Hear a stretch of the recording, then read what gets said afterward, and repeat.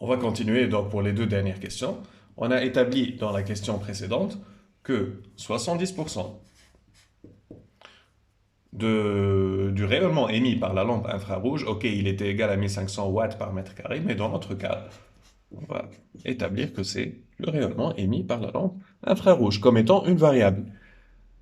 Ça, c'est in moins h, t surface, moins t fluide, moins epsilon, sigma, t surface, moins t environnement, puissance 4, égale 0. C'est ce qu'on a établi à la question précédente.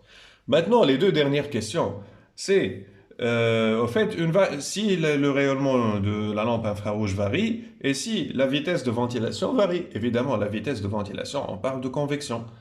Et quel est le paramètre qui prend en considération la variation de la vitesse d'écoulement du fluide, l'état de surface, et ainsi de suite? C'est bien sûr le H, le coefficient de convection. Et c'est pour ça que dans cette question, on a dit que pour le premier cas, la vitesse de ventilation varie.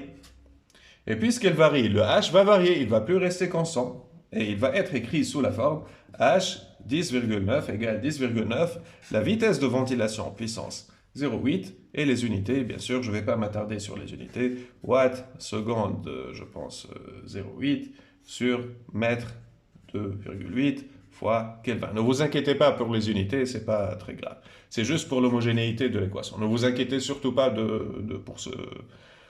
pour les unités de H. Donc dans notre premier cas, on fixe le rayonnement de la lampe infrarouge, il est à 1500 watts par mètre carré.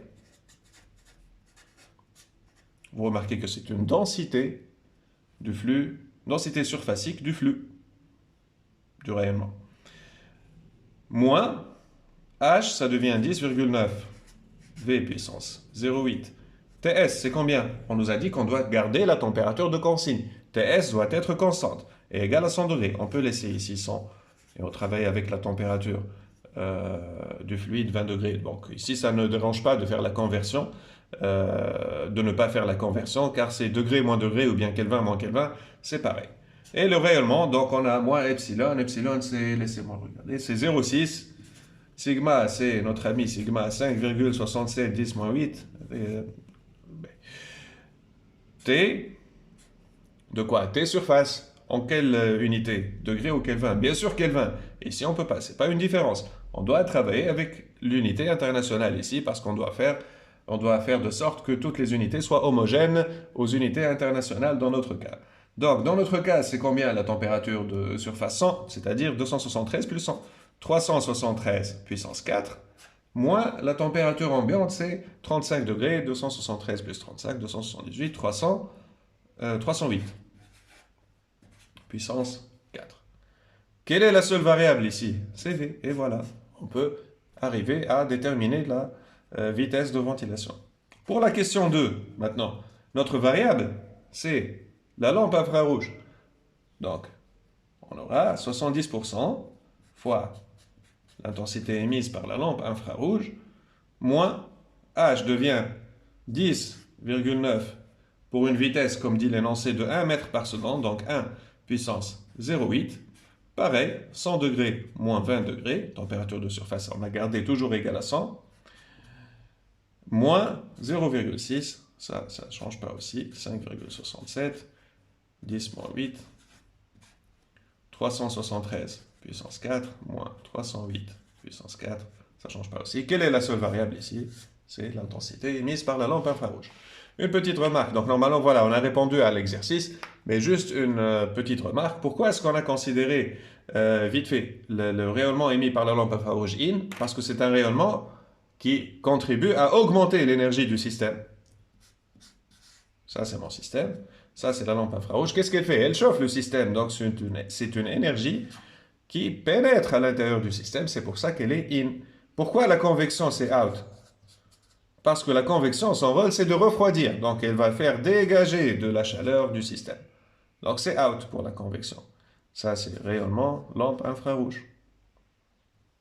Ça, c'est convection. Et l'autre rayonnement, c'est ça le point le plus délicat, c'est le rayonnement entre le système et l'environnement, pas la lampe infrarouge. Donc, le système émet un rayonnement vers l'environnement et il absorbe aussi le rayonnement de l'environnement. Pareil, l'environnement émet son rayonnement vers le système et il absorbe le rayonnement de l'environnement. Dans notre cas, je parle bien de notre cas, quel est le plus chaud? J'aime pas l'expression plus chaud. Quelle est la partie qui a la température la plus élevée? C'est le système, parce que le système, on est en train de le chauffer. Sa température, elle est de 100 degrés. Par contre, l'environnement, il est à une température de 35 degrés.